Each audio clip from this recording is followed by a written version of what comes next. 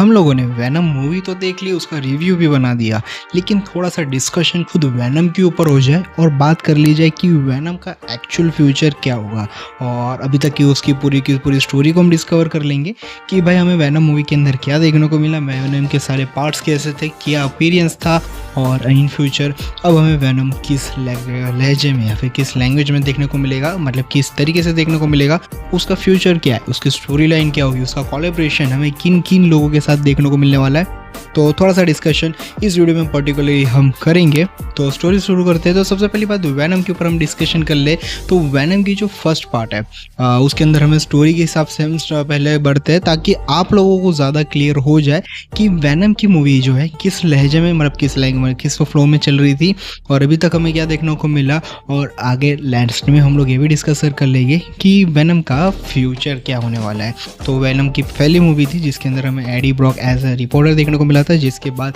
उसका कोलैबोरेशन होता है वैनम के साथ, जो कि एक अलग प्लेनेट से आया था, जो कि मीटियोराइट के अंदर स्टक था। और वो मीटियोराइट जब अर्थ से टकराता है तो उसके अंदर काफ़ी सारे सिम्बियोट अंदर हमें देखने को मिलते थे, जिसके अंदर से एक सिम्बियोट वैनम भी था, जो कि किसी के साथ भी कॉलेप्स हो रहा था, कनेक्ट हो रहा था, तो वो वहीं के वहीं मर जाता था। लेकिन ये चीज़ हमारे एडी ब्रॉक के साथ नहीं हुई। एडी ब्रॉक जिंदा रह गया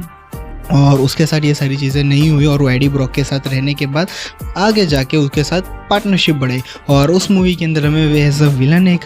कह सकते हो कि वैनम का एक दूसरा पार्ट देखने को मिला था, जो कि वैनम का दुश्मन था, जो इसका नाम शायद मैं बता सकता हूँ, कैट्रॉन डार्क था, जिसको उसने पूरी मूवी के अंदर फाइटिंग हुई,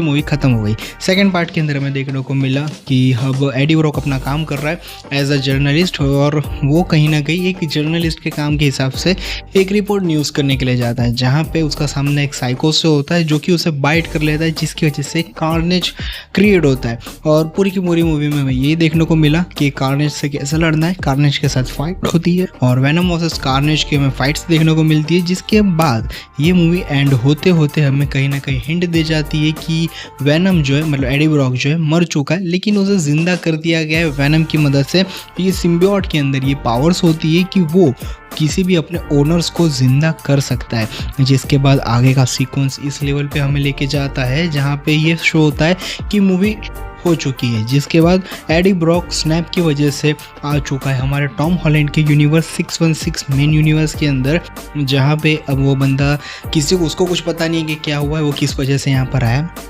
बस वो जिस जगह पे बैठा था मैक्सिको में, वहाँ पे बार टेंडर से सारी डिटेल्स लेता है, जिसके बाद उसे पता चलता है कि आयरन मैन था, सुपर हीरोज थे। उसके बाद फिर से होता है और वो चला जाता है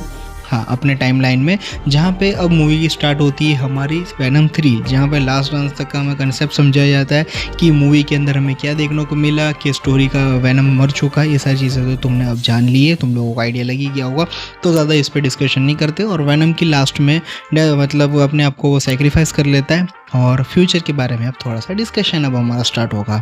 तो वैनम जो है, अब हमें ये लग रहा है कि वैनम की डेथ हो गई है, उसने अपने आप को सेक्रीफाइस कर लिया था सभी के सभी कनाल के जितने भी आर्मी थी उससे बचने के लिए। लेकिन तुम्हें ऐसा लग रहा होगा क्योंकि वैनम के अभी भी 2 अंश बचे, उनमें से एक अंश जो है स्पाइडरमैन के यूनिवर्स में हमारे ओरिजिनल अर्थ 616 के ऊपर अवेलेबल है, जहाँ पे उसका सिम्बियोट रह गया था। अब आने वाली जो मूवी है सिम्बियोट की 4th, मतलब वैनम स्पाइडरमैन 4, जिसका टाइटल डिस्कस किया हुआ है फाइनल की, उसका नाम होगा king in black, Spiderman king in black. मतलब उसके अंदर कनल शो होगा, मतलब कि ये मल्टीवर्सल मूवी होगी, मतलब कि सिम्बियोट कनेक्ट होगा वैनम के साथ, जो कि हमें हमारे एडी ब्रॉक के साथ कनेक्ट होता है देखने को मिलेगा, और एडी ब्रॉक रिटर्न करेगा।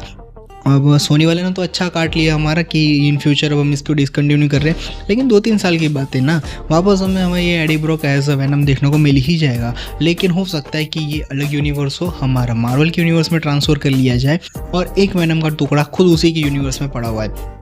अब हो सकता है कि उसकी वजह से उसे पावर मिल जाए, वैनम वापस आ जाए, लेकिन उसे सब ये चीज़ें याद ना हो। लेकिन तुम्हें ये गलत फहमी लग रही होगी, क्योंकि सारे के सारे सिम्बियोट, सारे के सारे स्पाइडरमैन्स एक माइंड शेयर करते हैं, जो कि है हाइपर माइंड, जिसकी वजह से उन लोगों को सारी की सारी चीज़ें याद हो जाती है, पुरानी मेमोरी रिवाइज हो जाती है, सारी चीज़ें क्लियर हो जाती है। मतलब इन दोनों का बॉन्ड फिर से बनने वाला है, जिसके बाद ये कह सकते हैं कि अगर ये दोनों वापस कनेक्ट होते हैं तो फिर फाइनल ये होने वाला है कि कॉडेक्स क्रिएट हो जाएगा। और जब कॉडेक्स क्रिएट होगा तो कनल जो वहाँ पे बैठा है वो आज़ाद हो जाएगा, वो इसे किसी न किसी तरीके से तो हासिल कर लेगा और कॉडेक्स हासिल हो जाने के बाद स्टोरी में धमाकेदार एंट्री होगी कनल की और इसे फाइट करने के लिए स्पाइडरमैन्स की, जो कि इस यूनिवर्स मतलब हमारे वैनम के यूनिवर्स में भी एक स्पाइडरमैन होगा, जो कि आई होप न्यूयॉर्क को बताने के बाद इन लोगों ने कंफर्म कर लिया हो कि भाई न्यूयॉर्क दिखाया है तो स्पाइडरमैन दिखाना ज़रूरी है। तो वहाँ से आगे स्टोरी बढ़ाएंगे और इनके लेने देने पर तब पड़ेंगे, क्योंकि भाई क्लन सामने आ रहा है तो मल्टीवर्सल लेवल पे लेके जाना पड़ेगा, क्योंकि इसकी फाइट सारे अवेंजर्स, सारे मल्टीवर्स, एक्समैन सभी लोगों से हो चुकी है। इसने सबको हरा दिया यार, सेलेस्टियल को हरा सकता है तो सारे एवेंजर्स क्या ही है इसके सामने, जिसका सामना फाइनली हमारे वेनम्स और स्पाइडरमैन्स करेंगे, जो कि इसे हराने का कुछ ना कुछ तो तरीका ढूंढ ही लेंगे, जो कि मूवी के 2-3 पार्ट तो बना ही देंगे सोनी वाले, जो कि इन लोगों का मेन कंसेप्ट फिलहाल तो ये डिस्कस हो रहा है कि यही होगा। बस आने के बाद क्या करेगा, जैसा कि उसने कहा है हमारे मिड क्रेडिट सीन में कि मैं किसी को नहीं छोड़ूंगा, और ये चीज़ हमारी कॉमिक्स में भी हुई, जब वो बंदा अर्थ पे आता है ना तो किसी को नहीं छोड़ता, सारे अवेंजर उसके धरे के धरे रह जाते हैं। थॉर भी कुछ काम नहीं आता, सिल्वर सर्फल भी अपनी हार मान लेता है, प्लस इसको हराने के लिए गोल्डन एनर्जी की ज़रूरत पड़ती है, जिसके बाद कनल फाइनली हारता है। मतलब कि वेनम का फ्यूचर बस ये है कि अभी कुछ एक्सेप्ट नहीं कर सकते कि भाई क्या होगा, लेकिन सोनी वाले इसे जिस फ्लो में लेके जाना चाहे उस फ्लो में लेके जा सकते हैं। तो वेनम का फ्यूचर तो ब्राइट है, लेकिन अभी कुछ कहने लायक नहीं है। तो ये वेनम से रिलेटेड कुछ अपडेट्स थी जो कि मुझे देना चाहता था, तो दे दिए। बाकी मिलते हैं नेक्स्ट वीडियो में, तब तक के लिए।